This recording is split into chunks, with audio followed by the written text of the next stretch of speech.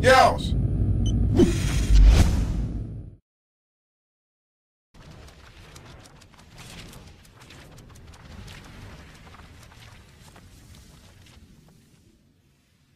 What's up, Yeousch? This is Gator from Evil Source Gaming, giving you guys a preview of Darksiders 2. This is mostly going to be gameplay and my impressions of the game so far. I'm going to briefly cover some things. In Darksiders 2, you get to play as Death. He's trying to free his brother War from being falsely accused of crimes. Now, this is an action RPG game, so one of the most important parts is how does the action part go and is executed, I guess you could say. And for me, it's pretty fluid. Button response is spot on. I don't feel like I'm hacking and slashing. I feel like I have full control when I rip apart enemies. But for the most part, a lot of people are going to enjoy the variations of ways that you can actually just execute enemies. I like the loot. The loot's pretty cool because not only like most games where it changes the attributes and performance of a character, but what's really rare for the action RPG is you actually get to change the appearance of Death.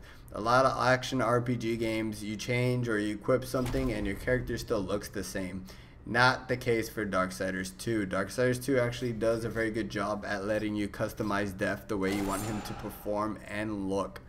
Now, one of the other key elements, I guess you could say, is something called the Crucible. The Crucible is a arena where you can fight enemies and just gain new loot. Every 5 waves of enemies, the Crucible champion asks you, would you like to cash in your prize or would you like to keep going? Keep in mind, if you die, you're going to lose your chance at some great loot. This gives the game some more replay value and actually gives you a kind of sort of side motivation to try to get better weapons just in case you're stuck somewhere or just in case you miss something.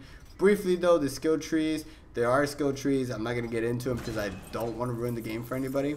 But cutscenes are really good at this game. I feel like the story just flows and the cutscenes help you stay informed and also keep you in tune on what's going on. I feel like that's something else that the producers and the development team did really well for Darksiders was the story. The story does kind of flow, so you feel like, even though if you haven't played Darksiders 1, like I said, at the beginning they pretty much catch you up on what's going on with Darksiders 2. So you feel like, okay, I'm not missing out on anything major, but you do benefit from knowing the story from Darksiders 1 just because it will give you more of a background. But like I said, the story kind of flows. I like the mechanics of wall climbing. I like the mechanics of, you know, jumping between pillars and such. And each puzzle is unique in every level.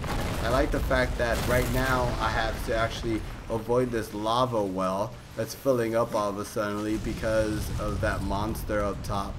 But the way I actually have to be creative on how I get from one point to the other.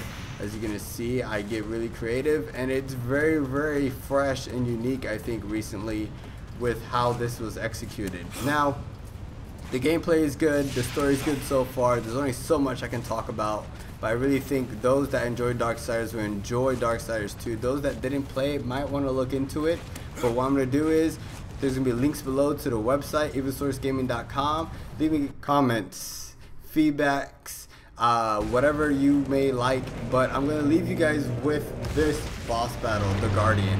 One big bad mother, you know what. So I'm gonna go ahead and let you guys see the end of that, and I hope you guys enjoy it. If you guys have any questions or anything, leave them in the comments below. We'll try and answer them in the review coming out next week at evilsourcegaming.com. Until then, Gator out.